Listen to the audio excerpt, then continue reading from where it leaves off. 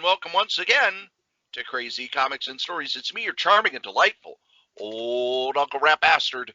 And at the other end of the series of tubes and wires that we call the internets is Joe, Crazy Writer. How you doing today, Joe? I'm wondering if bed bugs are found on beds, who ever came up with the name cockroach? Somebody who probably at a nudist colony? All I know about... we seem to survive our winter watch pretty well. We had a winter storm come rumbling through again. All we got over here was rain. Yeah, we got a little bit of snow. Not too much. But just enough to muck things up. And then, of course, the temperatures were very comfortable in the 35, 36 range, melting everything, and then it froze. Yes, that's the best part. Yeah. Now, there was one winter I remember, and I honestly cannot remember when it was, but I know it had to be before 1994, where it rained, and then the temperature just dropped to the point where, the roads hadn't, the roads had flooded, and cars had gotten flooded, but then it froze, so there were cars literally frozen in intersections in like a foot of water.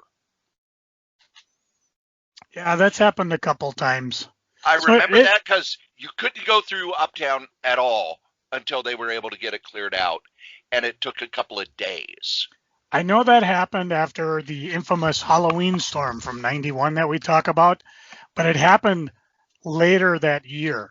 Okay, what happened that was might we have had been that it. big blotch of snow, and then it melted, and then later on we had snow with a similar thing where it rained. So it's like we had all this snow, but it doesn't disappear before, it didn't really hang around that much. But we won't have to worry about that now because we got global warming coming, and so pretty soon we'll be sitting like they are in Vegas. Over 150 days without rain? And very nice and warm, if not hot. Well, we're going to start the show with some sad news. Friend of the show, friend of myself, and friend of the Minnesota Convention, Liz Safian Berube, passed away. She had pneumonia, which then caused her kidneys to fail. Her son announced it on Facebook a couple of days ago.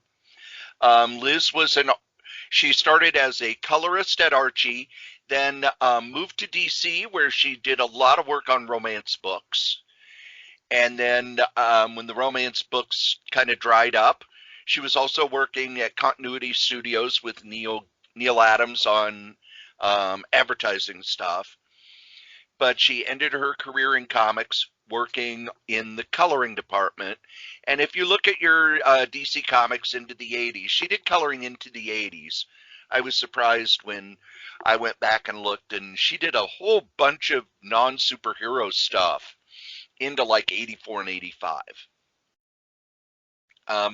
Mike Fergan, who used to be one of the three-headed Cerberus that ran the Minnesota Comic Convention after Nick passed, actually hunted her down to bring her to the convention.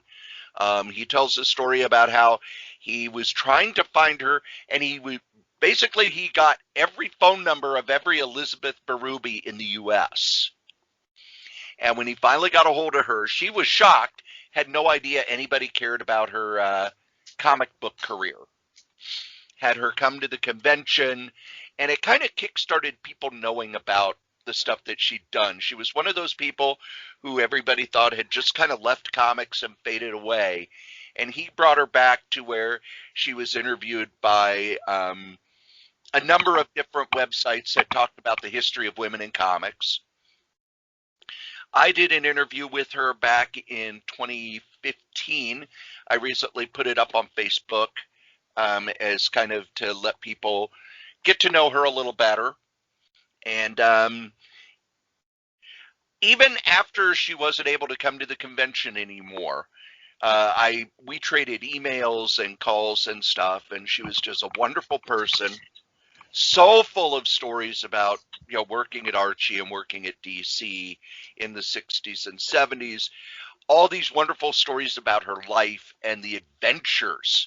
She, in the 60s and 70s, she did adventurous stuff, stuff that women didn't really do at that time. And we both had a love of Bill Maher's Real Time with Bill Maher, and usually after an episode, we would Facebook message back and forth about the stuff we liked and the guests that we thought they should never have back. And I will be missing her a lot.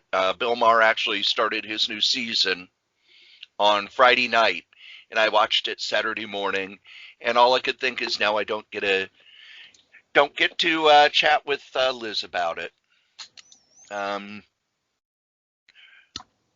We're reaching that age where a lot of the people we grew up with in comics are passing away. I do want to add, I'm just going to read Mike Fergan's Hunting Liz story because it's just hilarious. He basically goes on in the mid-2000s. He spent 3 years. I'll just read it like Mike wrote it. I spent 3 years on and off tracking down Elizabeth Safian Berube. After calling several wrong or disconnected phone numbers, there was one last number to call. A woman with the consummate New York Jewish lady accent answered the phone. I quickly introduced myself and told her that we wanted her to attend our local comic convention. There was a pause and she replied, "This is a joke, right?" I said, "Lady, this is no joke, and if you ever move again without telling me, I will hunt you down." She laughed and said, "I don't clean my house, I just move." And that's how they began their relationship. He refers to her as his second mom. And she was able to get up to the show 3 times, enjoyed all 3 times. And I'm just kind of looking through. And there's a picture of her that I took. So if you hunt down the MCBA, you can see that was when I spent time actually, before I got involved with the charity, I would spend time actually trying to get a picture of every guest next to their work for a picture that they could use for their own personal enjoyment and just kind of brag, hey, look who we had at our con. They've kind of gotten away from that, but hopefully when we get rolling this year with new cons, I can get somebody else to get fired up and do it. And one of the things about the convention is when I would work the charity table, Joe would be off running about. She had to go get gas, Yes. And the first year she was there, Mike Fergan, who knows my love of the history of comics, you've got to go over and talk to Liz. You've got to go talk to Liz. And I'm like, Joe's gone. I don't know where he is. And eventually Mike came over and said, I'll watch the table. You go talk to Liz. And I'm so glad he did. There's examples of her art. Mike's going to be working on getting her coloring book out. Trina Robbins posted that she has been working trying to get a collection of Liz's stuff in a hardcover. DC's not going to be able to print it because it wouldn't be big enough for DC, but she was working with people at DC, but since the Great Purge she's having trouble finding who to work with on it. But hopefully Trina's able to get that put together. Her stuff, especially in those romance books, very different from a lot of what you think. Very different from the John Romita, Vince Colletta, Kurt Schaffenberger stuff that kind of dominated the DC romance comics. Her stuff was very much in the vein of 60s art, very feminine art, which DC didn't have a lot of. And she's very well remembered by a lot of female comic collectors who read her stuff in the 70s. So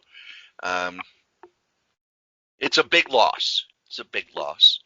And we need to pivot away so that we can talk about other stuff. So, Joe, you know that I do the wrestling show, right? You do? Yep, over at pwinsider.com. I cover AEW Dynamite. I write up what happened on the show, and then afterward, Anthony Pyrus, my co-host, and I talk about what happened on the show. I am a huge fan of AEW. He's a more critical fan of AEW. But we recently opened it up for questions, and somebody sent a comic book question. And it's a question that you and I could talk about forever. And I didn't want to spend, I don't want to, the wrestling fans are like, oh my God, why won't he shut up about these funny books? So I gave a brief answer and said I would give a bigger answer here. So Joe, Diego Duran from Honduras. Ooh. Said, as a comic book aficionado, just like myself, which company-wide reboot do you think is the very best you've ever read? In case your answer is not the 2015 version of Secret Wars, I think he's trying to skew the poll there, how would you rank that specific storyline? And I gave my answer on there, but I thought this is something we could talk about, these company-wide reboots, what we liked, what we didn't like, what ones we think were the best. Well, what was your answer? My answer was quite simply Crisis on Infinite Earths back in 85, 86. Yep. And the reason was, first off, it's the first time anybody ever hit the reset button story-wise. I will be talking about previous reboots that happened. But this was the first time a company ever said, we're going to do a reboot. We're going to give a story reason why. And the reason was Marv Wolfman. Now, a lot of people say Marv Wolfman got a letter saying that somebody didn't understand Earth 1 and Earth 2. It's more than that. It was DC had been number 2 for over a decade. They were looking for some sort of way to boost their sales. They remembered that in the past when editors moved from, like when Julie Schwartz took over Batman in the 60s, he kind of revamped the character and called it the New Look Batman. The same thing happened when Julie took over Superman. He got rid of all the Mort Weisinger stuff in that story, Kryptonite No More. But they wanted to sort of formalize it in this story. And I think it worked best because Julie Schwartz retired. A lot of the older editors had retired. They brought in new editorial. They brought in Mike Gold. They brought in Andy Helfer. They brought in a lot of new people. Brought in new writers and new artists. Some of the older writers and artists retired. Kurt Swan basically retired, and he would do special projects here and there, but he had been the main Superman artist for almost 2 decades. He retired. John Byrne came in. Alan Moore pitched an idea that would spin out of Crisis. There was another story that Len Wein had pitched that would spin out of Crisis that eventually became Legends. But basically DC said, all right, we're going to restart everything, ground one, except Batman, which Batman never restarted. Oh, and they didn't really. We've talked about it before. I think amazing. What's Thomas's magazine? Roy Thomas's magazine, Alter Ego, back issue. Yeah, basically DC at the time were their own little fiefdoms, and when they came forward and said, "Hey, we got this big Crisis on Infinite Earths," a lot of them were like, yeah, whatever, we're not joining in, until it became such a big sales hit. Then they all wanted a piece of the action. And that's where you got the phenomena we call, or at least we used to call, red skies, where the only tie-in to Crisis was the fact that all the skies were red. As far as I'm trying to think, as far as I'm concerned, it was phenomenal. I mean, it was first of all, I had no problem getting along with the, Earth 1, Earth 2, Earth S, Earth X, Earth whatever. To me, it was an elegant way of making sure that, the stories that I knew and read from before were still valid. And if all of a sudden DC decided to buy a new pantheon of heroes, Carlton, I'm looking at you, they just put him on a different Earth, and it made for fun stories, especially if you read Justice League. But again, for whatever reason, they decided to put it together. The problem is when the people didn't want to play, it kind of screwed everything up, which is why after Crisis in this brand new world, you still had, like you said, Batman was still doing his thing. Superman was doing his thing. Wonder Woman disappeared for a while. Flash kind of disappeared for a while. Well, Superman didn't do his thing. Superman's the one that got the most extensive reboot. But he didn't get the reboot till no. No, there were Superman books. There were DC Comic Presents books. Superman basically blundered around. There were some good stories. I mean, when he had to bring Supergirl's body to her parents on Argo. But it wasn't like, oh, Superman, boom, revamp. No, there was a year or so until Byrne came along and did the revamp. It's not like what happened with New 52, where everything got canceled and started with a brand new series or a number one. Had they done that, it would have been mind-bogglingly incredible, but they didn't. And so it kind of lingered forward. And then, of course, yeah, when Byrne came on, that was fun. Everybody was on board with that. Prez started up Wonder Woman. That was exciting. Do you remember the in-continuity explanation why it took Superman a while for the reboot to hit? I remember at the last panel of Crisis, or one of those, Harbinger was explaining why they didn't quite understand what happened, that, why certain characters were still around, and they killed them by the end of issue 12, by the way, that remembered the Crisis, or other characters that didn't. All the heroes that went to the beginning of time, where the relaunch of the DC universe into one universe, remembered it. The villains who had helped them did not, because none of them. For one. Well, Psycho Pete. Psycho Pirate. Yeah. So they gave them an out. They did the same thing on Flashpoint. I think there was wasn't there a woman popping around for a while that could have undone Flashpoint if they chose to. So, yeah, they gave it that. But the problem was, again, there were too many fiefdoms. You missed the in-continuity reason why it took a while. Basically, the reason was Julie Schwartz's contract ended at a certain time, and they wanted somebody else to take over when Byrne came in. So what they did was the after effects of Crisis were still spreading out and filtering through the new universe. That's the explanation they used for, Superman stories did this. Do you know the first appearance of John Byrne's Superman? Probably in one of those DC comic giveaways that we're talking about. Hey, this is up and coming. Nope. It was in Booster Gold by Dan Jurgens. He always said that the appearance of Superman in Booster Gold, that was kind of right after Crisis, was the first Byrne post-Crisis Superman appearance. And for a while, boys. Of course, nobody cares. For a while, people believed it, and that issue went way up. Yeah. Nobody cared. I don't think it is anymore. No. I will tell you, when I walked in to pick up my copy of Crisis, and Pat and I, we were buying books at the time to resell.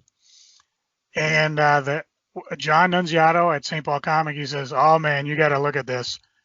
And he opens up, and right away in the first couple pages, Earth 3 is blown up.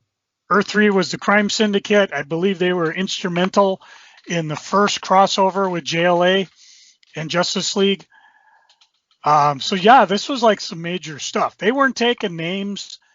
They weren't giving you outs. They were wholesale blowing stuff up in that first issue. It kind of muddled in the middle. Even now when you read it, the middle act was kind of, that's when they were playing a little bit more with the universe, because I know like the Blue Devil went off into his little thing, and everybody had their little I don't think it's in the absolute. I should have brought my absolute downstairs. I could have looked at it, but it's like, follow Blue Devil in this book, follow them over in this book, follow over in this book. Swamp Thing will do it in this book. Alan Moore did a wonderful tie-in to his storyline when he had Swamp Thing show up in the big conglomerate of heroes, and then a voice came out that made everybody shuddy. Luthor, talking about the Earth 3 Luthor, and he made it kind of chilling. If you're reading Crisis, you're like, oh, this is Luthor's the good guy. He's going to help us out. In Swamp Thing, it was like, ooh, you get kind of a shiver. Like, is this guy really going to help us out? And then Alan went on to tie in his whole, what was the name of that storyline where Heaven and Hell shook hands? Oh, I don't remember the name of the storyline, but yeah. It accumulated in Swamp Thing 50, but that was an outgrowth of Crisis, although really not really, but it was just Alan. Alan was a consummate professional writer. He knew how to tie this in, and even if you just pick up that one issue for the Crisis tie over, you can just believe, oh, this is an ongoing thing, because Luthor's kind of, oh, you're going to deal with this, all the supernatural weirdos coming out. Okay, thank you. And the whole series was phenomenal. It blew me away. George Perez art was second to none, not to be rivaled until JLA Avenger crossover decades later. And, they killed Supergirl. She has never come back. I mean, Lana's, we've seen her walking around. Barry got better. But, it was pretty good. The after editorial decisions were probably the only thing to keep it from being phenomenal or groundbreaking the way 52 was, because everything stopped and all started with number ones. So yeah, I think we've rattled on quite a bit, and I could keep rattling on about Crisis, because again, I have it in the absolute. I'll pull that sucker out and reread it. And of course, for me, it was a ending point of one of the things I'm still collecting, the original Supergirl, because she dies in that very issue. Number 7, was it? Because I think number 8 was. Yes, she died in 7. Barry Allen dies in 8. And she got a double-sized issue. Barry Allen did not. Yeah. But Barry got better. So, anyways. So did she.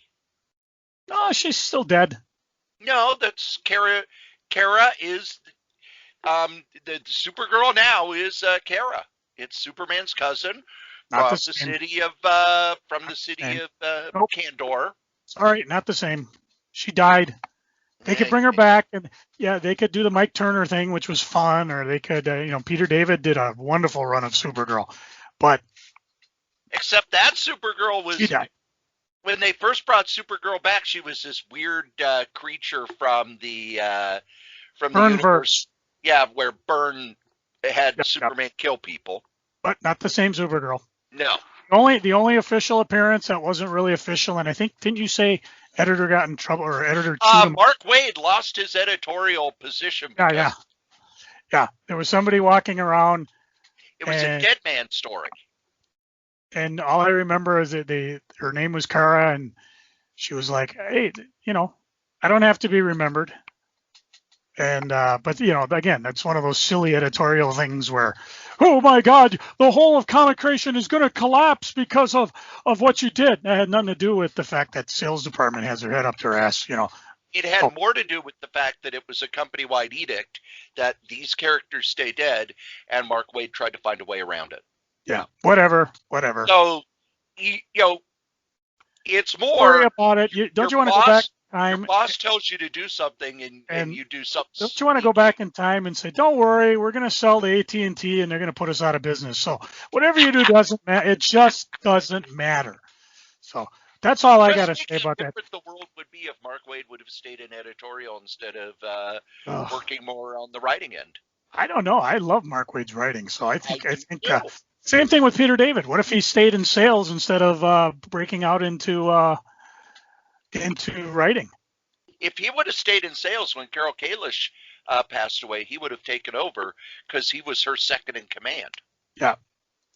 No, I think I'd rather have Peter Asia was under Peter David, and he moved over into writing as well. Now, both of them wanted to be writers, which is why they got jobs there. But it's interesting to think what would have happened if Peter David had become in charge of Marvel's sales department as they go into the shiny cover era, where sales drove a lot of editorial. There's a what if we could play with. There you go. Maybe we could get Peter David involved on that one if he's not too busy. He is a writer of stuff. And, he is getting older. I was kind of surprised that, oh, wow, he's in his 60s. And you don't think of it, but then you go, oh, yeah, I'm in my 50s. Yeah. Believe me, I'm 56 in a month. Believe me, I haven't been thinking much about it. So that, obviously, for the minutes we've spent just loving it, that's number one for Cory and I. Number two. Talk a couple of things here. Okay. Well, he mentioned Secret Wars as a reboot. Marvel says that officially they have never had a reboot. And what it is, when they do a reboot, they kind of continuity hand wave it, because in the 50s, they had the superheroes of the 40s, and they kind of faded away. They brought them back in the 50s, and that only lasted, a few months. And then when they started to bring them back in the 60s, they completely ignored everything that happened in the 50s. Yeah. Well, and that's the thing, too, is that I know a lot of people have been counting it as a reboot, but Secret Wars, but I don't count it because things kind of went back to the way they were. The difference being there were a few things from the Ultimate Universe were part of it. And what was amazing, and stop me if I start ranting too long, Cory, a lot of that stuff still matters, because when you get into Jason Aaron's War of the Realms, the fact that from the Secret War Thor's miniseries, the Ultimate Thor's hammer made it to our reality, which plays a key part in that crossover. So I think that's why people are still looking for that. It's kind of like, oh, I ignored the whole thing, and then you're like, oh, wait a minute, maybe I shouldn't have ignored this part of it. And it does stand as its own story. And matter of fact, when we get to geeking, I'm going to bring up something that ties into this quite randomly. But so I enjoy it. I don't count it as a reboot because for the most part, series just went on as they were, with a few changes. Now, Miles Morales is part of the Ultimate Universe. And Marvel did kind of, every so often they'll do soft reboots. Like when Brian Michael Bendis took over the Avengers. Across the line, they were kind of building up to it, but they did kind of a soft reboot in that, okay, we're not going to spend issue upon issue upon issue upon issue retconning and going into old stories and having stories that have tons and tons and tons of footnotes. It's going to be a new style of storytelling. It's going to be based more on going toward the trade. We're not going to have huge blocks of text covering up the art. Then when he left the Avengers, they did another soft reboot in Marvel Now, where they kind of shuffled creators around, and things started with new number ones. And then after Secret Wars, they did a 6-month jump where it was, okay, Secret Wars ended. Now, we could tell all the stories of what people getting back to their lives after Secret Wars, but we're not going to. We're just going to jump ahead 6 months. The X-Men has had a number of those. The first one, when Grant Morrison took over, he said, it's been 6 months. There's a 6-month jump. So any plot line from the past that is unresolved, it got resolved in the 6 months that we didn't talk about. Yeah, they can jump on it later they want. Spider-Man had his Brand New Day. Yep. Where they reconned away the marriage. But again, it all ties in. You can read the original stories and then you can see, oh, here's where it changed, and keep going forward. So usually it's not a big deal. We're now seeing that it's starting to unravel a bit. Yeah. Which, that means, a reboot is, okay, from here on, everything, Nothing mattered. It didn't matter. Never happened. But Marvel never really does that. Like the 50s didn't happen. Well, eventually Steve Englehart did a story where that 50s Captain America was a different guy. He went crazy. Captain America's got to fight him. Or the Namor stuff, okay, that was because of this. Or the Human Torch, oh, well, then after that happened, his body was turned into the Vision. Oh, wait, no, John Burns says it wasn't. Yeah. I don't want to go there. I've been listening to people kvetch about that all day. One, you talked about other reboots that were kind of fun. One I enjoyed was 0 Hour, Crisis in Time, that happened in '94, almost about a decade after Crisis. And this was supposed to be a massive crisis. It caused the Earth's time-space continuum to go haywire. All Earth's superheroes were called in to help. And it was tied into Hal Jordan because he was trying to undo the event that led to his earlier breakdown. And it did a few things. It like took Hawkman's convoluted history, tried to merge it into one, killed off the entire Justice Society. Psst, they got better. Batgirl came back. The original Flash, Green Lantern were retired. Thing about that. They did this. They did a story. Roy Thomas was told, you need to get rid of the Justice Society. And every story he submitted, they didn't like until he submitted one that, got turned into the last days of the Justice Society. But then there were changes made to it over and over again, to the point where now he says it's one of the worst stories he ever worked on. So then they bring the Justice Society back. The book is actually canceled before the first issue comes out. They put 10 issues together, and before the sales came in on number 1, they said, no, we're not going to have these old characters running around. It gets confusing. Book's canceled. And right after the book was canceled, Dan Jurgens gets the job to kill them off again. So they got rid of them, brought it back to kill them off again. Yeah. And then they bring it back years later, and it's one of DC's biggest selling books. Yeah. Not too bright there, DC. 0 Hour though, I enjoyed. It went from it was a countdown, wasn't it? It went from yes, 4, 3, 2, 1, 0. Yeah, which I'm looking at Atomic Avenue, and they have it, of course, numerically, so it's kind of background. It's backwards. So I'm looking at the number 1, which was a blank cover, or the 0 was a blank hour. And this even had a convoluted thing going too, because didn't they blame this on, oh God, what was that? It was supposed to be Captain Atom, and they changed it at the last minute, and it was supposed to be, Monarch, and then it wasn't Monarch, blah, blah, blah, whatever. But as far as a book goes, I mean, I have the omnibus. It's fun to read. The art is spectacular. It led to some pretty cool covers, and the Superman tie-in and the Batman tie-in, where Superman was surrounded by a bunch of the different Batman all the way from the beginning. And that issue, actually, Superman was teamed up with Batman, and things kept changing. This was, if I recall right, this was the long hair Superman, right? After he'd come back from his death, and all of a sudden the Neil Adams Superman showed up. Good to work with you again, old chum, but what's with the hippie look? And then that's when Superman kind of realizes, oh, Batman's changing here.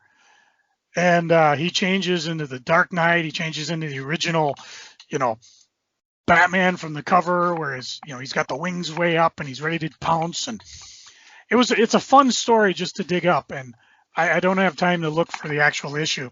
The Batman cover one is a fun cover. The story's not the same though. Batman's not palling around with different Supermen, which I thought was disappointing because I bought it for that. The ending was pretty sharp. It had, and again, I don't know if you want to throw a spoiler for a 30-year-old story, but as Green Lantern was trying to do the thing to change it, Green Arrow had his bow strung and was going to stop him, and they just look at each other, Hal, and he let the arrow fly, and again, kind of a reset to change everything that was messed up in Crisis, and it sort of kind of maybe didn't work again, maybe not, well, but I enjoyed it. It's one of those, like I said, I bought the omnibus just to have it all. And just take a look, see. Oh, Superman, Man of Steel 37, that was the book it was in.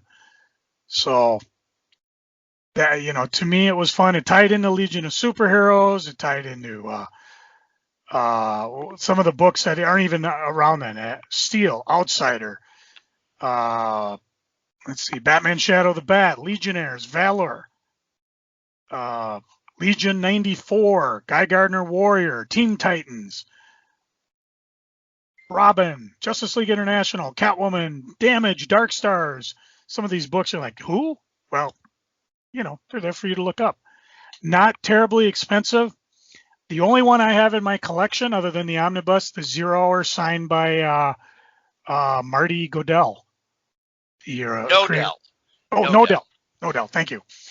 Signed because he created the original Green Lantern. And that was kind of his thing. He would take the 0 Hour, do a big sketch of the Lantern, and then sign his name to it. So those are kind of fun.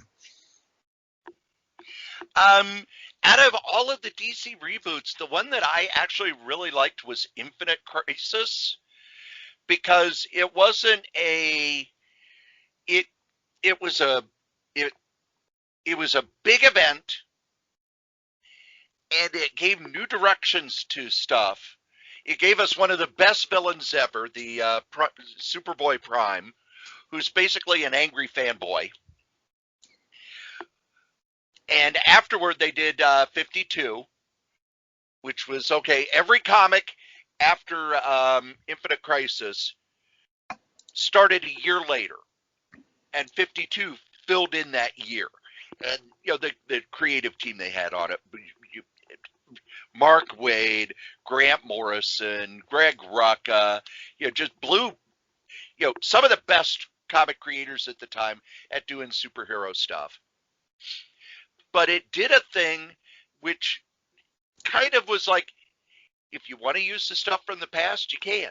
If you want to get rid of stuff you don't like, you can. And I thought that was the best way to do it at the time, because it was very much all right, there's stuff we like and stuff we don't, and we could kind of pick and choose. We don't have to give up the stuff that's working. Which with New 52, I really felt like it was, we have to give up everything. The stuff that's working, the stuff that isn't working, we got to give it all up. But with Infinite Crisis, it was more, okay, what's working, we can keep. The stuff that's a mess, we could just never refer to it again. We never have to refer to Hawkman's convoluted history. We never have to refer to how the Legion of Superheroes is all messed up because, there was no Superboy. Okay, now there is a Superboy, and now, and on and on and on.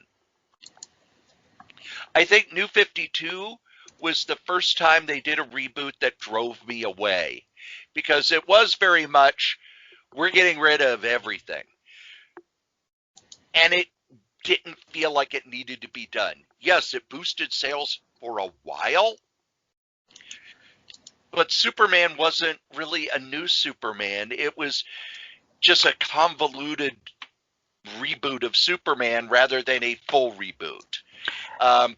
And I can see what Morrison was going for. He was trying to go for the early original Superman, where he wasn't necessarily on the side of good and order yet. When I was reading some of the Golden Age Superman, you kind of get the feeling he was a bit of a scamp. He'd just as soon throw a policeman across the river if it meant saving an innocent person. And I could see him going for that. I don't think it worked, because we were so ingrained with Superman being the Boy Scout that, suddenly to do it back and say, oh, no, he wasn't always that way. They tried, but... You know why it didn't work for me? You had Grant Morrison's version of Superman. Then if you went over to the Superman comic, George Perez was on and he got fired real quick, and then it became just a very different version from Grant Morrison's. And if you picked up Justice League, it's a very different version from either of those two. So you would read the books and not really know, well, what the hell is going on with Superman? Why is he acting like three different characters? Yeah. And it could work, And but there was a lot of where they just did shock value, like the first issue of Catwoman, her and Batman sleep together on the roof when he catches her robbing a place. oh geez, that was real. I thought that was an all-star No, all-star that was in Catwoman #1, and it was like, and they never followed it up. They just wanted to throw shock things in there. Or Starfire went from a very interesting character to an airheaded slut. Drawn well, very titillating. Yeah, just New 52 didn't work. And the other reason why, in my mind, New 52 didn't work, all the books looked the same. They all look like that scratchy image art from the 90s. And even during Marvel in the 60s, Ditko didn't look like Kirby, didn't look like Gene Colan, didn't look like Don Heck, didn't look like John Buscema, didn't look like John Romita. In the 70s, everybody had their own art style. In the 80s, everybody had their own art style. When you pick up Marvel books now, not everybody draws the same. But DC had this house art style, and if you didn't like that house art style, forget it, these books aren't for you. Everything looked like that, everything inked with a razor thin pen, and the shading was all done with the coloring, and I don't care for that art, so it's like, wow, DC just doesn't want me to buy any of their books. And the other thing about the New 52 is it started real high, and then it dropped like a rock. So they did Rebirth, and that brought sales back up, and then the people involved in Rebirth moved on to the movie end of things, or their contracts ended, so they left, and they kind of got rid of it. So, Joe, what makes a successful reboot? I don't think there are successful reboots. I think the problem with reboots, especially the way they're running now, is that it allows a person like you and I to look at it and go, I'm out of here. And while it may catch attention, I don't see my kids, who are very much comic aficionados, buying tons and tons of DC comics. It also, from a retailer standpoint, it makes old stock worthless. Do you really care? Yeah, I bought Teen Titans, the stuff that Wolfman and Perez did, because I remember it. But there's a whole slew of Titan books that they read really well. I'm talking about the time when I had Crazy Comics. So this would be the mid-2000s. Nobody cares about. They've been reconned out of existence. It's kind of like, if you're going to recon something, what it does is it makes all your properties, all your material, all your possible graphic novel stuff irrelevant. Because even if you were to publish it, people would look at you like, what is this? This isn't the Titans I remember. This doesn't tie into anything. Why are you even bothering reprinting this stuff?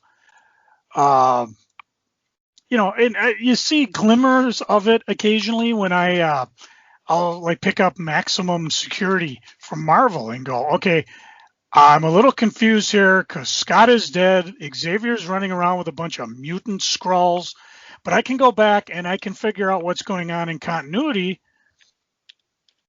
But you can't do that if it doesn't matter anymore.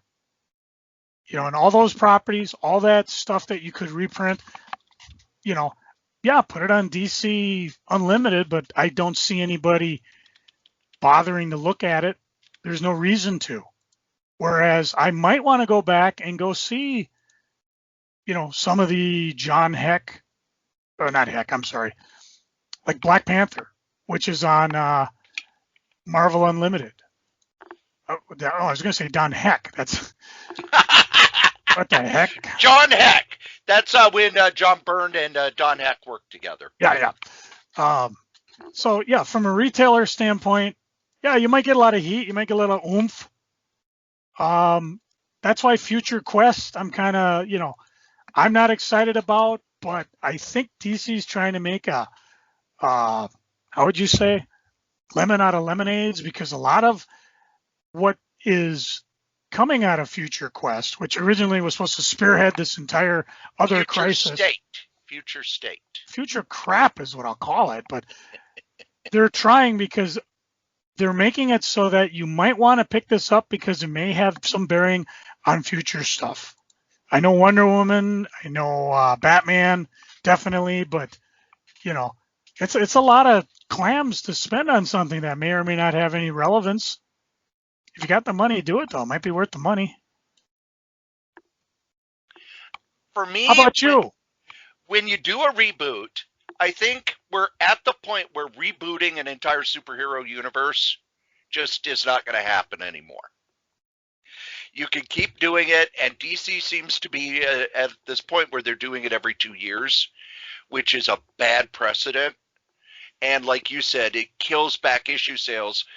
But let's be honest, comic book companies don't give a shit about back issue sales. It does kill the trade paperback market. Marvel has kind of committed to, we don't reboot, we fix things. But I think with individual books, individual characters, individual sort of ideas, I think you can reboot those. And I will use it as an example, Star Wars. When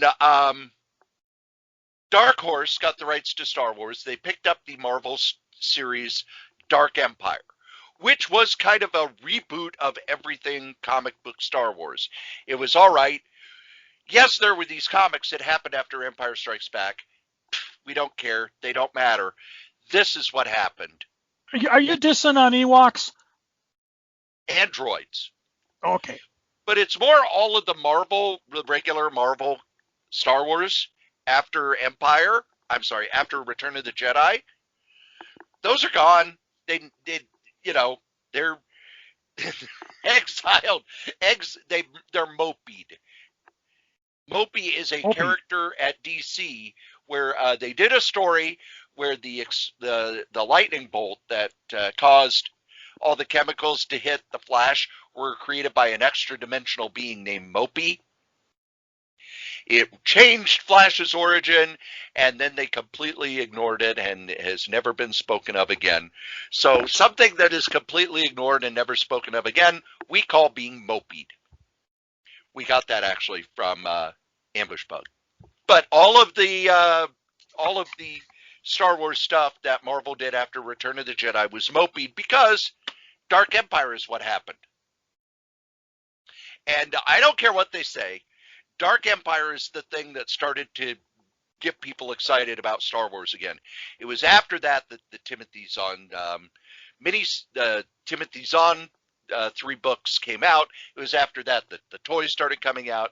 When they did Star Wars Dark Empire, no one gave a shit about Star Wars.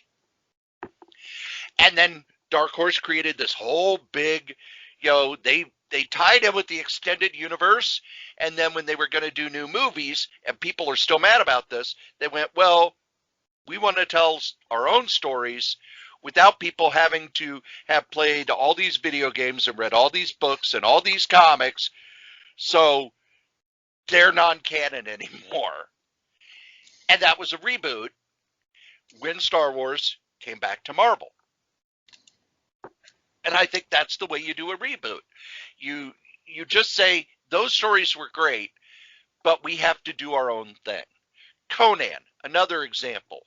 When Conan went over to Dark Horse, it's not like they said, okay, we're going to pick up with Conan 276, which is actually what comic books used to do. Joe, what is the first DC issue of Tarzan? I'd have to look it up. DC Tarzan. Going to the Strodtron 2000. Click. Okay, the first issue of Tarzan at DC was number 207. Why was that? I don't know.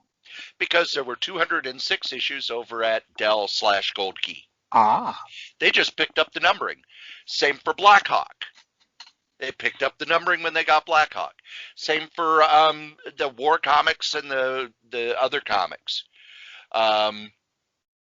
They just picked up that numbering. First, because news distributors didn't like new number ones. However, if you look on the cover of Tarzan 207, it says, first DC issue.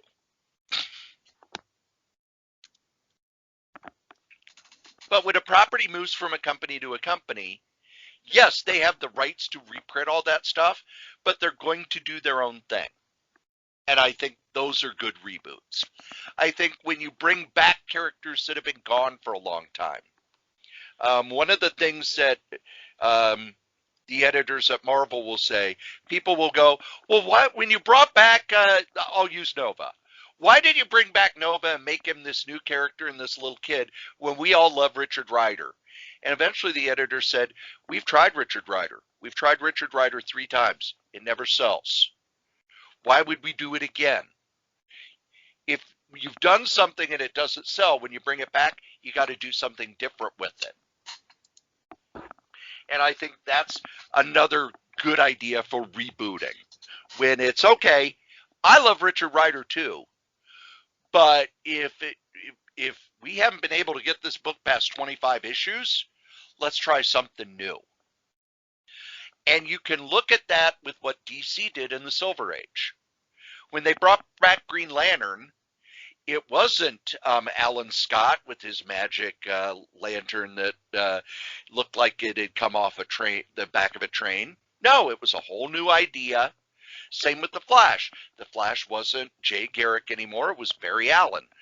When you're going to bring back a character from the past that's been gone, I would say for more than 5 to 10 years, you've got to do a kind of a reboot with it, because you've got to modernize the character. You've got to make it relevant for what readers want now. And also, if it was canceled, that means it didn't succeed. You haven't seen a reboot on Spider-Man because Spider-Man has always been successful. You've seen a lot of reboots of Hawkman because Hawkman keeps being unsuccessful. Can't hear me, but I'm shaking my head. So those are ways to do reboots. They're bringing back characters from the 80s, like Grimjack is supposedly, John Ostrander's working on bringing back Grimjack. You're going to have to do a reboot on Grimjack because those books have been out of print for 30 years. You take the core concept, you take the idea, and you make it into something new. And Joe, when we were planning this episode, which we didn't, we just got a good question. You said you had a second question for me. Now, here's the thing. We've been talking for almost an hour. Do we want to go into that? Of course we do. Okay, here's the because question. You're such a Steve Ditko expert. I know you could possibly give me the answer. Okay.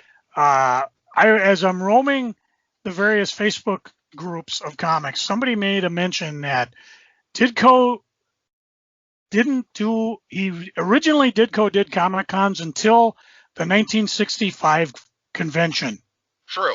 And what soured him? What happened at that convention to get him to stop going to conventions? I don't think anybody knows the true detail. I know that Ditko was very friendly with the fan community until he started seeing them, he would send them stuff and he would see them making money off of it. So that is the one thing that I've heard that kind of soured him on sending drawings to fan publications. And I have not heard why he quit going to conventions other than it was kind of an outgrowth of that. But I do have the Ditko Shrugged book. Oh, me too. Which just came out. I have not read it yet. So when I read that, I will go ahead and go through. Maybe we'll have to revisit this one. Yep. I also know there were a lot of people who said Ditko would not give autographs. But he was kind of snarky about that. Because people would send him letters, hey, blah, blah, blah, blah, blah, and they would ask a question or something, and then they would go, and I'd really like an autograph. And he would send back a handwritten letter that says, I do not give autographs, and then sign it at the bottom. So he was kind of snarky that way. Yeah, there's no way. Sorry, I don't give autographs. Here's my autograph. But I will dig into that and see if I know more. You know who does know more, Joe? My wife, obviously. Well, that too. Well, not obviously. Let's remember she did marry you. Yeah, there was that. No, it's these guys, our sponsors. Believe it or not, kids, this here podcast has sponsors. And that sponsor, since day one, is DreamHost.com. DreamHost.com is the best, bar none, web host in the whole known universe. And if you need a website, head on over to DreamHost.com, put in code CRAYZ, that's Krayz, and get $20 off your first year. Now, if you would like to advertise here on any of the Solitaire Rose Network podcasts, you can. Just email me at solitairerosenetwork@gmail.com, subject advertising. Also, head on over to eBay and look for user Krayz, Krayz. That's Joe Crazy Writer, who's always telling us about the eBay in every episode of Crazy Comics and Stories. If you would like to contact us, you can do so. You can give us a call at 952-856-0519. Leave a message and we'll play it on the show. Or you can send us an email at solitairerosenetwork@gmail.com. Thanks.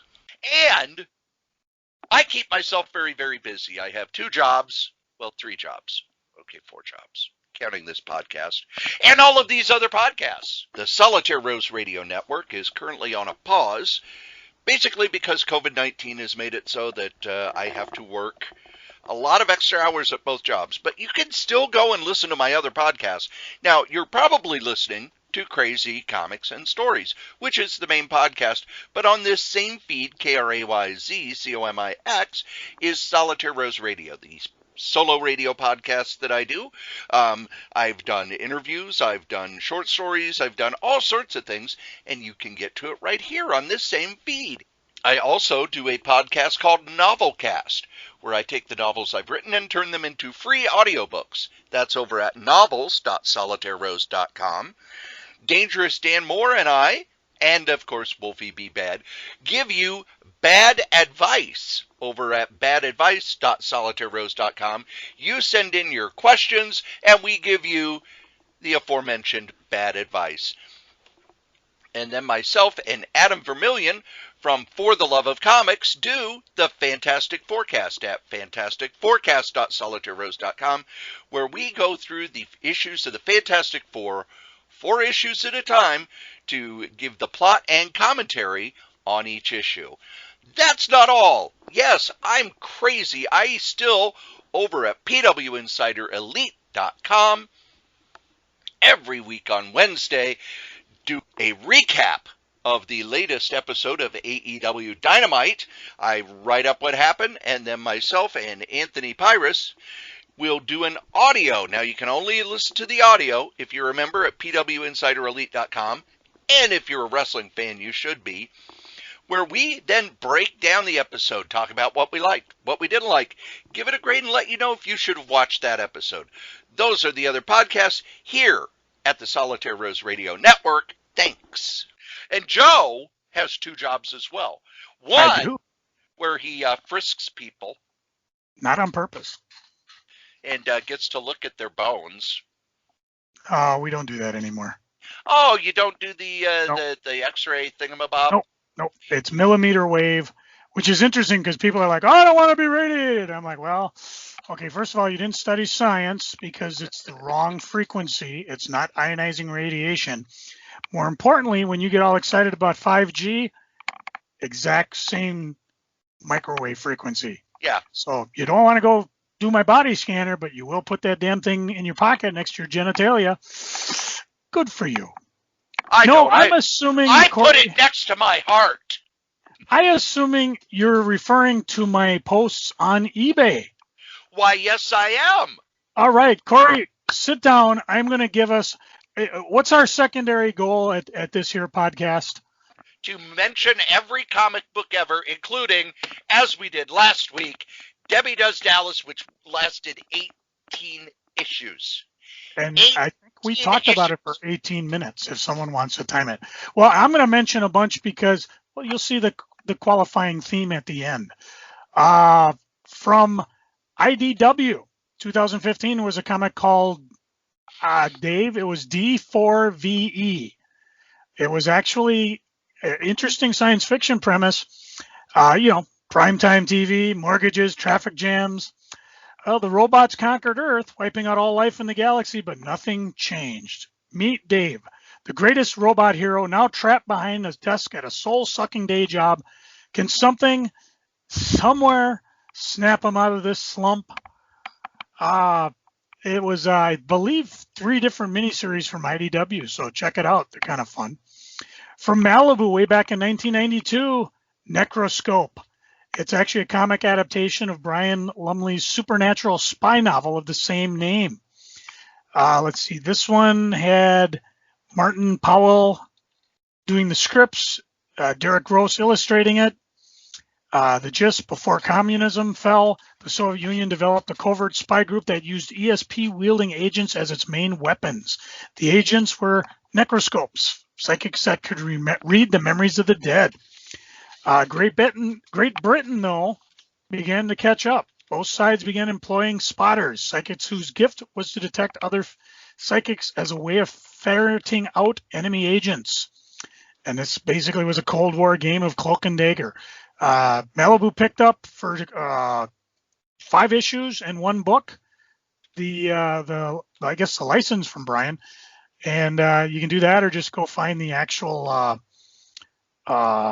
how would you say, book miniseries, I guess. If you're into Dell Comics, you could go check out The Young Rebels. It was a one-shot based on an American adventure TV series broadcast by ABC in 1970. That's all to say about that. Have you ever picked up Indie Comic Magazine from Azurn? I have a few of those. Yeah, it was available only from previews, aka Diamond Comics, and it had a bunch of previews of up-and-coming indie comics, including our friend Doug Paskevich. Did I get it right? Damn, I'll never get it right. Anyways, he had Arsenic Lullaby, Tim Vigil, had Faust, and also City of the Lost Souls. There were 5 more. If you can find these, they're not terribly expensive. I mean, they're not like, oh my God, first appearance, major, but they are fun to read. And I know I picked up a number of them in the 50-cent bins as we caroused around. Of course, in 1979, kids had record players. Kids loved comics. So they put together book and record set. And these were all by Peter Pan Records. And the one I had was an original story for children inspired by Star Trek, the motion picture. Sonia, Birth of the She-Devil, which was kind of, that was 2019, kind of an origin story for her with the appropriate amount of variant covers from Dynamite. We were talking Tarzan earlier. Tarzan the Warrior. Malibu had a shot at it. In 1992, they did a 5-issue series that can be found in most dollar bins. The Warrior introduced 3 men who might be Tarzan, but none of them ruling the jungle. The likeliest candidate lived in Baltimore, locates dimensional rifts for the company in the company of his wife Jane, and takes over tribes of ape men. The reviewer says the plot's thin, but the mystery drags along to the final issue and puts Tarzan dead set in the 20th century. You can tell how good that was. If you're currently, I believe, is it Boom Studio? They're doing Buffy the Vampire Slayer with Willow, yes. Cory's favorite character, with a few variant covers as well. If you're following Coffin Comics on the... Coffin Comics, do they do Lady Death? They do Lady Death, but they do more of their stuff on online. Kickstarter, thank you. I don't know why I couldn't think of that, but Hell Witch is a couple series you can pick up. I guess they're leading up to a Hell Witch Lady Death fight, which is why 1 month they'll do Hell Witch, next month they'll do Lady Death. So if you've been on board, you're going to see the ending of it. If you were around in 1973, you might have picked up Phantom #6, because Girl Phantom, The Adventures of Girl Phantom. Like most Carlton comics of that era, art was so-so, stories were okay. I believe it was drawn by Jim Aparo or maybe. Don Newton.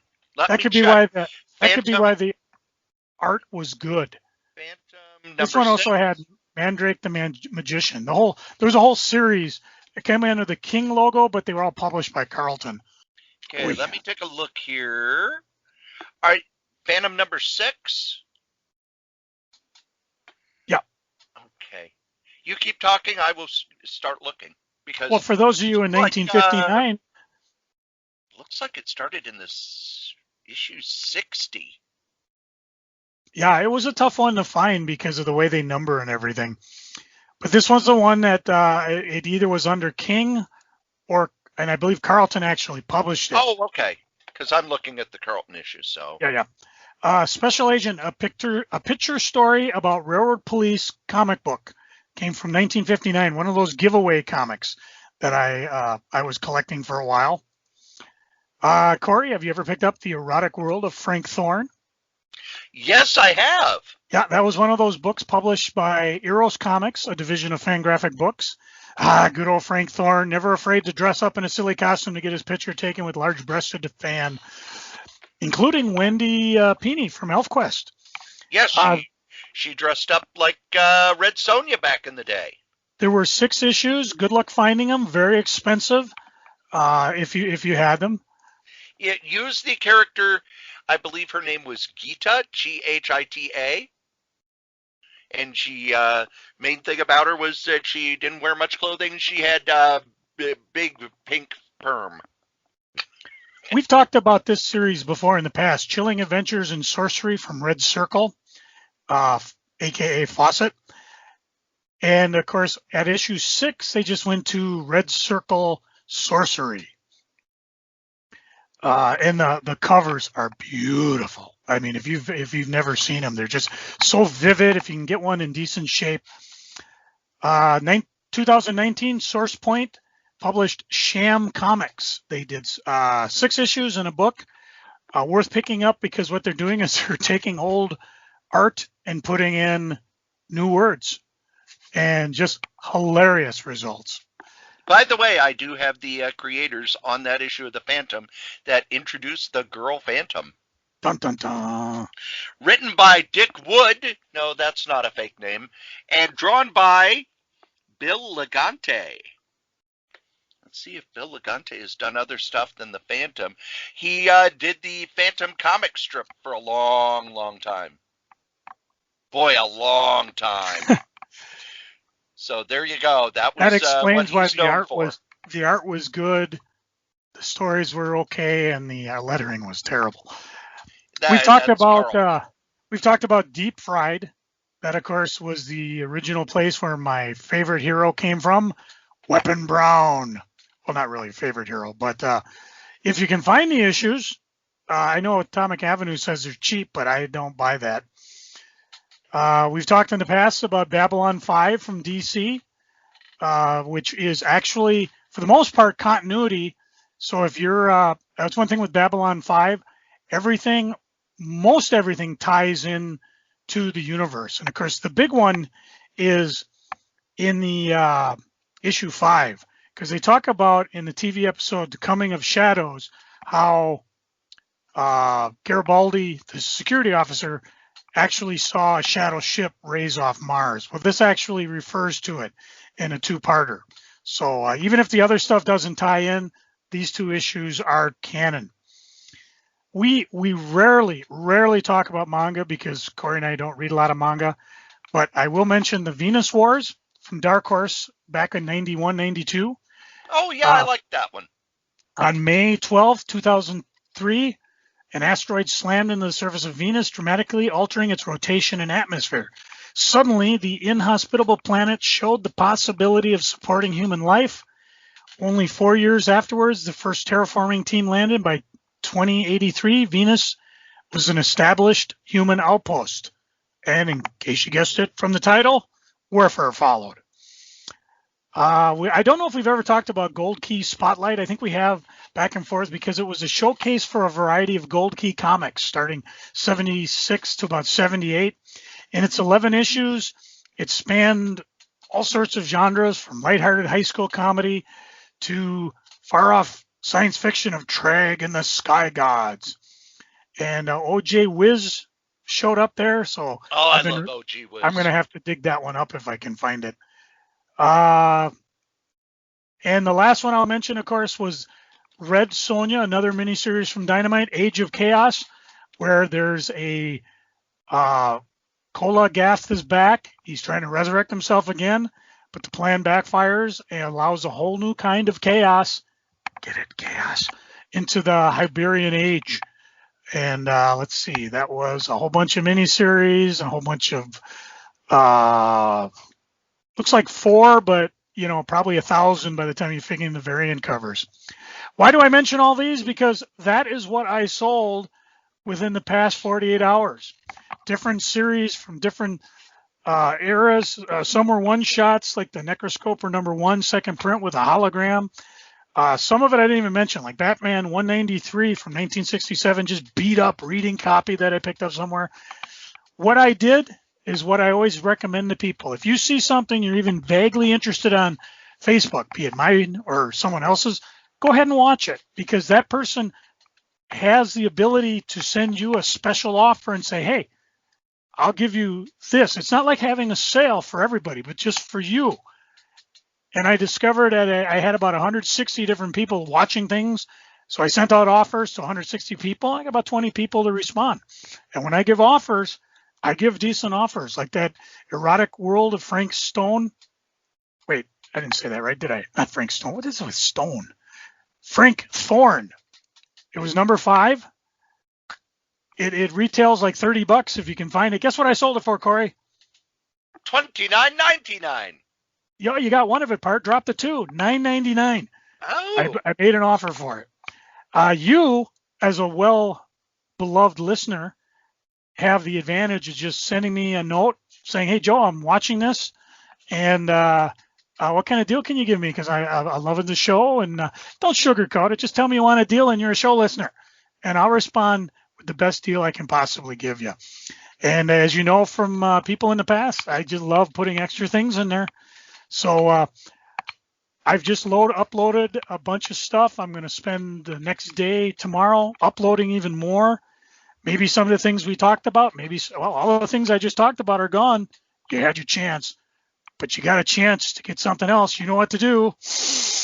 Come get some. And now we get to my favorite part of the show. Bathroom Not where I start singing sea shanties. By the seashore? No, just here in my house. Oh, thank God. Oh, when the Wellerman comes, he'll give us sugar and tea and rum. When the tonguing is done, I'll take my leave and go. My first freaking is Cory's she shanties, because I can barely say C. I like my H's there. I like cool whip. Cool whip. Why are you saying it? Never mind. Should we just get on with it? Freaking and geeking? Freaking. All right. We start with freaking. At work, I think I've mentioned it, or maybe I didn't. I finished my OJT to get me up and working as a checkpoint screener. After I do that, I got to learn how to be a lead officer, which means when you bitch and go, I got to talk to the supervisor, I'm the one who's going to come over and look at you and say, no. However, before I do that, guess what I get to do, Cory? Take a test. Yes. Oh, my God, this TSA love test. So I don't know if this is one of those dreaded, I may get fired tests. I'm treating it as such, but I'm not sure if it is. Being that this is the same test that like newbies would take, and I'm not a newbie, I should talk to somebody and say, what happens if I flunk? I'm not planning to, but who knows? If I do, that'll be next week's freaking. The other thing I'm freaking on, and, Cory and I, if we don't like something, we'll tell you about it, but we don't dwell on it. But sweet but Jesus, are people you get these sites on eBay like Marvel Comics from 86 to 87, and by God, if you mention a comic of 88, you're banned from the group. Or even logger groups. Marvel Comics from the beginning of time to now. And there are so many old farts that I haven't picked up a Marvel Comics since 1886, and I just don't like this, and they're not for me, and blah, blah, blah. Even the beloved comic writer and reviewer Tony Isabella is prone to this, where he's like, I don't know what the hell's going on in Marvel Comics or what's going on in DC. They're just not writing comics for me. Bing, bing, bing. That's the key. He reviews comics. It's his job. Most of these people just bitch. Oh, I don't like Hickman. I don't like this guy. I don't like that. And you can tell from Cory and I, we're old. We admitted it at the beginning of the show, but we're not bitching about comics because every month we talk about previews and stuff we're looking forward to. We rarely talk about comics. I don't think I've mentioned a comic I've dropped, other than DC doesn't seem to be trying to get me to pick up their new comics, which is fine because we do something that Tony Isabella does and that we both do. We go beyond Marvel, we go beyond DC, and we're looking for other comics. We're not just sitting back, oh, they haven't had comics right since they canceled the Comic Code. Or they weren't the same since 1986 Secret Wars. I'm like, have you even tried? Or are you just one of these guys who likes to sit back and bitch? When I had my comic store, and again, I started it in 92, there were fans that did that. They would come in and complain bitterly about every comic book they were buying. There were guys who would come in and go, oh, what should I buy? Well, this is pretty good. Well, how about this? Well, what about this? Well, I recommend, then buy this. Oh, is it any good? Well, no, but you're pissing off all the good ones. You might as well pick up something that's truly crap. And it's just, oh my Lord, there's just so many guys pissing and moaning. Guys, I think you're right. Comics are passing you by. My kids don't want to read Silver Age comics. I barely want to read Silver Age comics. They're repetitious. They're boring. They're just not good. Oh my God, Superman gets knocked out by a car with carbon monoxide? Really? I mean, I told Cory, and this might even been on a podcast, I love the Phantom Stranger as a character. Just fascinating. Sat down and tried to read his stuff. Oh my God. The first 10 issues were basically a repeat of every single story. And then when you get to Dr. 13, it's a repeat of every single story, just different characters, different situations, but the same plot line. And I'm like, ugh. I like Bendis. I like Hickman. I will give you one crumb on Hickman. Very hard to read month to month unless you have total recall of what's going on from the previous month.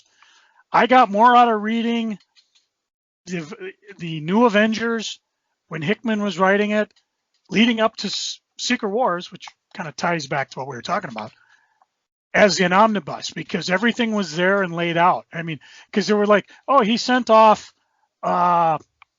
Hyperion and Thor to the other side of the universe, and we don't see them for a year. At least it seemed like a year. And then suddenly they showed up. I mean, when I'm reading month to month, I start, wait a minute, did I miss something? I got to go pick up the old month. Well, when I sit down and I read it all as one, it's phenomenal. Grant Morris's run on X-Men, phenomenal as a whole. I'm barely following, well, I am following along on X-Men because I've decided just to stick with Hickman's run. But when they got to the X of Swords, I tapped out because I'm just going to read it as a graphic novel. Again, I don't know what's going on necessarily now that I'm back on board, but when I get that graphic novel, it's cool. So, and again, I don't know. We might have, I know we got some old time guys who love the comics when we're talking. And, you know, Cory and I certainly reach back into the old stuff and talk about it. But we're not bitching about the new stuff. You know, it's not like we're going out to buy it just to bitch. We may complain that, you know, hey, DC, you're kind of leaving us behind here. How about throwing us a few crumbs? Or better yet, give us a review copy so we could really talk about it smart. But yeah, it's just, it's so many guys. I haven't read comics since Chris Claremont left X-Men. Oh, you've missed a lot of decent comics, okay? And if you're old and you're just complaining to complain, hey, you've got your old stuff to read. All the done-in-ones that you grew up with. Stick with it. And you don't have to chime in every time somebody joins the bitch session. I want to talk positive about comics. I don't want to talk negative. But that's what I'm freaking on because you got me talking negative. Makes me mad. Cory, what you freaking on? Joe, do you get previews? Let me see. I have 6 of them right behind me. All right. You know how they have the little thing in there that, here is your previews code. Sometimes, yeah. So I also have the previews app on my tablet. And I thought, There's an app for that.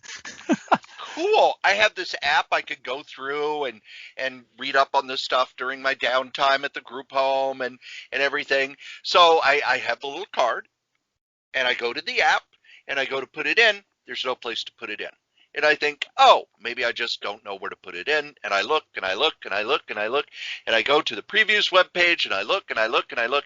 And what it is, you have to go to the previews webpage. You have to set up an account. You have to put in the code there.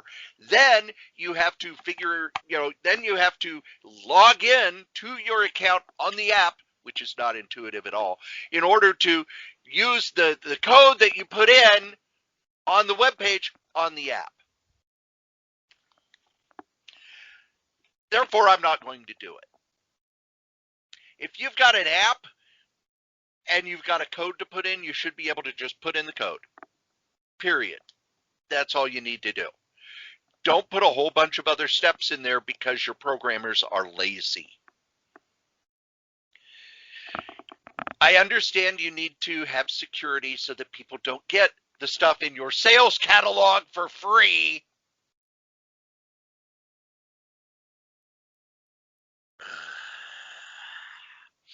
The first batch of Future State books have come out.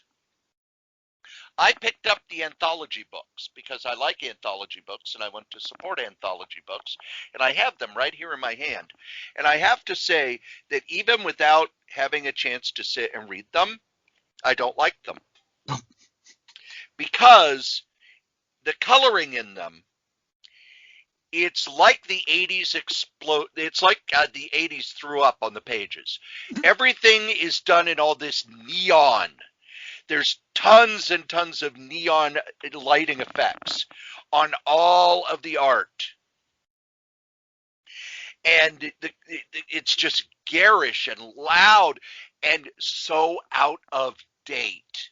First off, dear DC, I'm really glad that you didn't do the future state, because I think the last thing we need in our fiction, in our escapist fiction that we use to enjoy things, is another fascist government state controlling everything. Enough with that. Enough. It's an overused trope. It's tired. It's old. Second, oh my God, it's just Miami Vice didn't have this much neon glow shit in it. And it wasn't for trying. There's the second reason I'm glad they didn't go in this direction, because the color, I can't tell if the art is any good or not, because the coloring is just so Dayglow awful. It's like someone got a bunch of the Dayglow markers at the Dick Blick's art supplies and just colored everything with them. It's such a poor design choice. It's so out of date. And it's like, when they did the New 52. Oh, we're going to go back to the 90s. Whoa, you're doing an art style from 20 years that was hot 20 years ago. Now, we're going back to the 80s. Oh, good, you're going to an art style that's 35, 40 years old. Last, as I said earlier in this here episode, I do the recap and audio for AEW Dynamite, All Elite Wrestling Dynamite. And most of the time, I love All Elite Wrestling. It's fun. It's very fast-paced.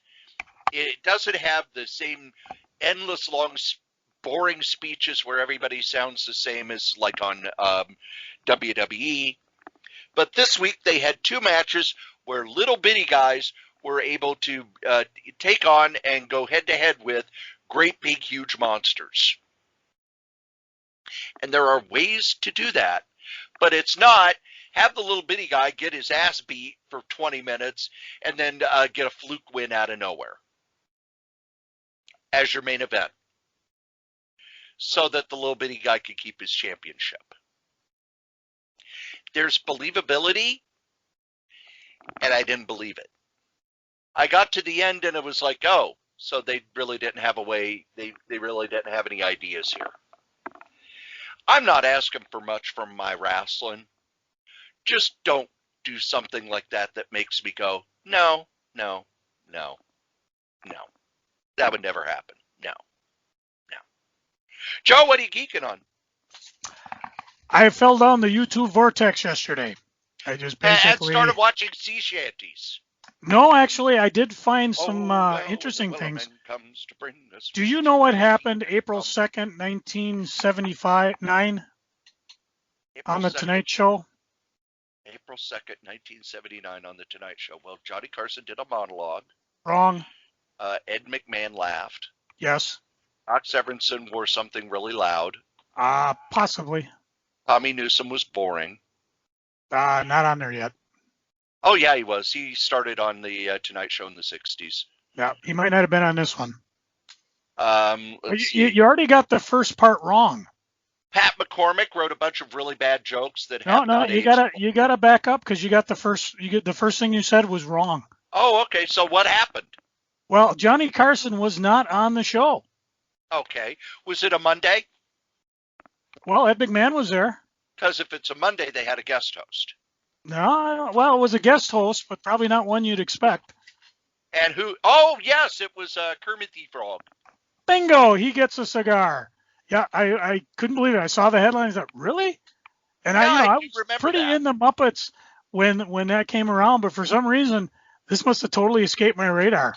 And I was watching it. What was fun about the person who uploaded is that the ads between the segments are still there.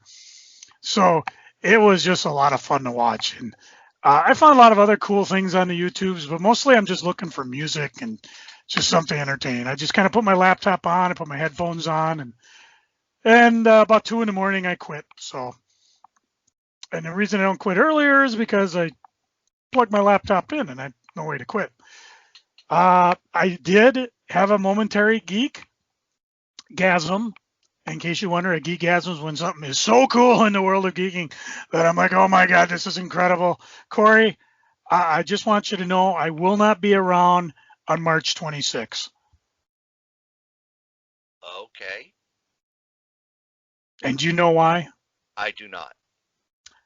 Godzilla vs. King Kong is coming out, not only in theaters, which I'm assuming might be open, kind of, but it'll be on HBO Max as well. And I've been waiting for this. HBO Max put a little teaser out where they're advertising HBO Max. So basically you see Godzilla get up, King Kong lunge, and a fist get thrown. I haven't been that excited about a thrown fist since Hulk Hogan tried to clock Andre the Giant before WrestleMania 3. And we didn't see the connection. In preparation of that, my wife and I watched Kong Skull Island, which she has never seen. So she liked that. I mean, that was a fantastic movie too. I mean, enjoyed it. The pacing was good. They didn't hide Kong. Anything. I'm almost like if you put Samuel L. Jackson in a movie, all he needs to do is shout something about those MF snakes on a plane, and it's good to go. You know what I'm saying? But it was a lot of fun. Then the following night, we watched Godzilla King of the Monsters, which is still a movie I don't get why it didn't do better, because it had almost everything in it. Yeah, the human storyline was a little contrived and bogged down, but my God, it had almost every monster, well, that they could buy anyways. And I mean, I hadn't been that excited since the original Godzilla of the, what do they call this? The Legendary Universe? Yes. And they showed that little quick slide of a skeletalized tortoise, huge tortoise on the beach, a nod to Gamera, which obviously they weren't going to cough up money to pay for. Gamera is And owned by a different company. I know. And it's funny And that guy is the guy who owns it's a real weasel, because Mystery Science Theater 3000 was the only people wanting to use the Gamera movies. Then after they used them, he got really mad at what they had done and pulled the rights. Now, recently they got the rights and put out a box set of the Gamera movies. But, yeah, nobody gave a shit about Gamera until Mystery Science Theater 3000 did them. And then it's, well, you made fun of my movies. You can't have them anymore. So my guess is they probably just did this just to, I don't know, tweak them or something, or just show, Gamera was good turtle. He stayed put. But Gamera is really neat. Gamera is made of turtle meat. It was, and like always, I go to YouTube and I look up and I realize that there were certain monsters they had wanted to use, but they couldn't afford to use it. So they just made up their own monsters, which was cool. But I'm really excited for Godzilla versus King Kong. And the fact that I've got HBO Max, my wife is like, if we can, we should go see it in the theater. But, she still doesn't want to do it. She's got COVID-itis. She's had it. She doesn't want it again. And I guess most theaters are still closed, although a friend of mine said they went down to Hudson and they had their theater open. And she said it was so fun to sit down and have some popcorn, put your feet back and enjoy the big screen. So not a lot of people there, but, whatever. It was Wisconsin. I don't know if I want to go all the way there. The other thing we saw... Theaters in Minnesota did open this weekend. Yeah. And I have no interest in going. Same here. The other thing we watched, and I believe this was on HBO Max as well, The Bee Gees. How Can You Mend a Broken Heart? I'd heard a lot about this documentary. My go-to guy, Jason Matheson on the Jason Show, said, this is one of the best things ever. He watched it, was utterly amazed. I will second, third, and fourth this for people who have already seen it. If you have never seen Bee Gees, if you're a music fan, if you're just like the documentary, how it worked. I had no idea Bee Gees were hot before Saturday Night Fever. I had no idea how big they were. So this is kind of, it's kind of fun to watch not only them develop the music, but when they discovered their falsetto singing, how they got in, they basically were told, hey, we need some songs for this movie. And they just crapped them out. They basically gave some demos. These guys could, you thought Cory talking about Jack Kirby was amazing. What's amazing is how fast the Bee Gees could get together and bang out music when all three of them were together. How incredible they all mixed their voices together because they're brothers and they were singing their entire life. They answered the one question as to why Andy Gibb never sang with them. And as usual, because there's only one of them still alive, it gets kind of heartbreaking towards the end. But it was directed by Frank Marshall, produced by Nigel Sinclair. I forget, there's a bunch of people that did it. Go read the credits if you want. But this was phenomenal. And, I had no idea they were working for 5 decades. And they've written over 1,000 songs. They have 20 number ones. They've written for all sorts of other people, songs you probably know of, and you're going, I didn't know the Bee Gees wrote that. So anyways, I'm geeking enough on that. The last thing I want to geek on, comic books. Can you believe it, Cory? I read some comic books. What? I know. The first one I finished up because I got all 6 of them. Mark Waid, History of the Marvel Universe, which is always... I love that book. It was a blast to read. It suffers a little bit from, but there's things that have happened since it's published, but they actually get into some of the referral towards the end. And what I love in the back is the annotations. I could read annotations forever. If I haven't annotated Crisis on Infinite Earth, Secret Wars, or JLA Avengers, I am a happy camper, which is why I have the absolute version of JLA Avengers, because I'll just sit and read the annotations. First appearances, where they have, and this was just a lot of fun. Not only is the story fun and compelling and refers to things that we've seen before, but then you get all the appendixes and stuff like that. Then Cory has seen me when we're out geeking comics. I go nuts, especially if you give me a $2 box or a $1 box, and I just pick up things to read. Every so often I read a few, and these are just random pulls that I've read. I don't know what we want to call it, if it's a new segment, but I read Secret Origins 31 starring the Justice Society of America. This was what Cory alluded to a little bit, the retelling of the Justice Society's origin without Batman, Superman, or Wonder Woman. And it has a nice write-up in the end by Roy Thomas, giving a little bit about the history why he did it. This book is important not only because of what it tried to do and failed, not because of Roy, but also the little history piece that tells you what's going on at the time. Last time I got that excited about a write-up at the end was when I referred to rereading the Star Wars #1 replica edition, where, again, Roy was writing in the front, this movie's coming out in 2 months and might be big. Never last. I pulled out What If #46, What If Spider-Man's Uncle Ben Had Lived, with Ron Frenz doing his very best to ape Steve Ditko. And it's an okay story. I loved it at the time. There's a point in there where Peter goes all assholey, and I've read it twice, and I still don't get the event that turned him to be such a total dick. But hey, it's Uncle Ben, and it gives you kind of a different a different outtake of what if this would have happened. I did get a Marvel Tales featuring Spider-Man and the X-Men. This is Marvel Tales number 235, which has a very, very cool Todd McFarlane cover from 1989, which could be the only time I recall Todd doing X-Men. And this reprints part 1 of, I believe it was Marvel Team Up Annual #1, which had Spider-Man and X-Men in it. And a number of things you could tell whoever was writing this wasn't really paying attention to what was going on in X-Men. I think it was one of these, okay, we're going to do an annual, we're going to put Spider-Man, we're going to put X-Men in it because X-Men are hot right now. Or maybe they were just trying to boost X-Men. Probably just boost, I think, because this was, Jean Grey was Phoenix. Or was she? No, she might have been Marvel Girl. All right, I'm opening up an issue. I don't do that. Oh, no! I know. And I love how they don't explain, like, it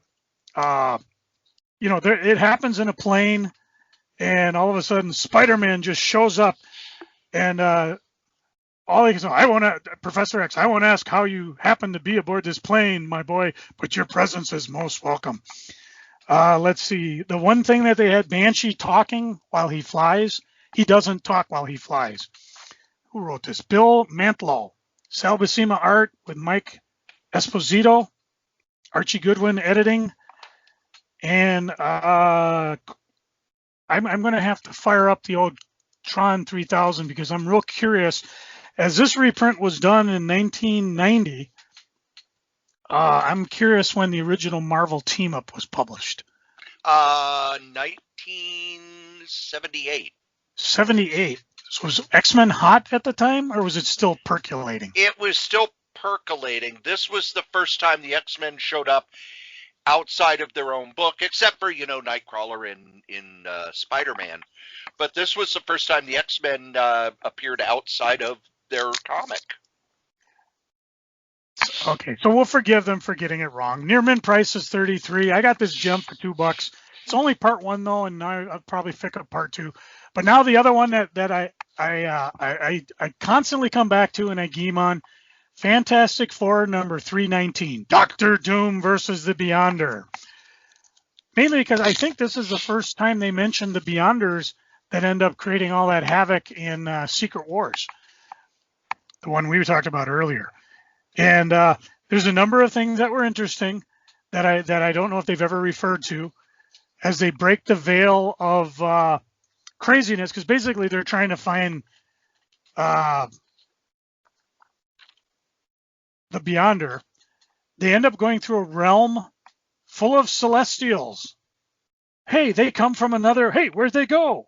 Because reality kept shifting on them. And then you stop and think about what's going on currently in, what's the King in Black, where the Skrull, not the Celestial Killer, is coming to Earth for whatever reason. We know why. Go look at last podcast. I thought it was interesting because this was their attempt to either get rid of the Beyonder. I think you established that, didn't you, Cory? That this was their attempt to get rid of the Beyonder. Yes. Didn't last, or maybe it did. I don't know. And it was another way to kind of help recon the Fantastic Four 288, where I thought Byrne did a great Secret Wars tie-in. And, number of cosmic fights, number of blah, blah, blahs. Anyways, they came up with the conclusion that Molecule Man and Beyonder were actually a split cosmic cube. And, but I always found it fascinating because Molecule Man came back. I think I'm obsessed enough where if Marvel, if you want me to, I could make a damn good series with the Beyonder in it. And we wouldn't have to go back and figure out how to teach them how to use the toilet. So, although I would probably reference that. So, just a couple fun books that I pulled out, had a lot of fun reading. And again, these are just ones I picked up. They probably won't show up on eBay because they don't really have a value. But hey, if you're interested in it, maybe I'll put it aside, give it to somebody who buys something off eBay. So, that's pretty much it for me. Geeking. Cory, what you geeking on?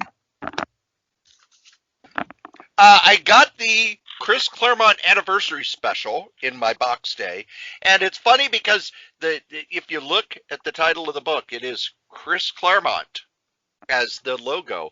Chris Claremont anniversary special. And when you open it up, I've always wanted to have a logo. Then again, we don't have a Wikipedia page, but whatever. If you go to the Indicta, Chris Claremont anniversary special. Trademark Marvel Comics. Chris Claremont is now trademark Marvel Comics. Chris. The framing sequence is drawn by Bill Sienkiewicz, and it is wonderful. The character, it basically is a story about Danny Moonstar, from the New Mutants, who's also a Valkyrie, having to deal with the fact that she is a Valkyrie. There is a Dark Phoenix revelation in there that Chris Claremont puts in. There's a great sequence showing Chris Claremont writing the Fantastic Four that reminds me of just how much I loved his run on the Fantastic Four. And he asked for letters, and I sent him a letter. And in the letter I said, boy, it really feels like this was short, because when you get to the third act, the character is beaten down, and rather than climbing back up, she just, hey, I'm better now. He said that it was supposed to be much longer, and they had each of the segments by each artist was going to be 10 pages, and they cut it down to fit in a 32-page book. So he said, I'm really surprised that you were able to tell that. It's like, yeah, your third act just kind of happened. Another thing that I am geeking on, Joe, did you order the Moon Knight let me omnibus? Before you get too far on that, is that Claremont thing, you give that a thumbs up, worth buying? Oh, yes. Okay, because I did not, but if you're a Chris Claremont fan, you're going to want it. So I think I'll probably end up running to the source tomorrow and pick that baby up. Especially if you like his stuff. If you liked his New Mutant special he did last year with Bill Sienkiewicz. Bill Sienkiewicz is just so goddamn good. Let's see who the artists are in this, by the way. It's Bill Sienkiewicz, Sean Chen, Brett Booth. I like Brett Booth's art, which is weird because normally I find him a little derivative, but this was really good. And Diego, Dlortegui. I have no idea how to pronounce that because I was born in the Midwest. We don't know foreign languages or foreign names. Except Canadian, eh? Well, their names are pretty much British. Good one, eh? Yeah. For sure. So, Joe, did you order the Moon Knight omnibus? I believe I did. Oh, is that a good package? It has the original appearances from Werewolf by Night. It has all of his appearances in The Defenders, which I didn't know. Has his 2 team-ups with Spider-Man and other guest appearances before he got his run in as a backup in the Hulk magazine. I have a minor freaking about it, is in that there is no introduction. And I know that Doug Mensch is retired and he hasn't done anything for Marvel for over 20 years, but boy, I wish they would have just had him write up an introduction to where did he come up with the character? Where did he come up with a Batman clone who has 4 different identities? Because that was such a unique sort of idea in the 70s when he did it, especially when it's, oh yeah, and he's fighting a werewolf. Because he was basically created to be somebody who was hunting down the werewolf by night. So he was just going to be a bad guy for those 2 appearances, but he was so popular that they did that Marvel Spotlight story, and then on and on and on. And I really like the package. There's a lot of showing Sienkiewicz's pre-inked art in the back. Oh, damn, that stuff's good. As well as a bunch of the house ads and things like that. And that's really all I've had time to read over this last week. So those are the things I am geeking on. Believe it or not, kids, you've listened to us blather on about funny books for an hour and a half. So when you're done, go read some funny books and send us an email. Let us know what you've reading. Let us know what you like. Yeah. Because the Not comic right. we like the least, we still like better than the comic that you like the most, Joe. And, you know, if we actually did get some good email, you know what that makes me feel like doing? I feel like dancing. Cory, hit my music.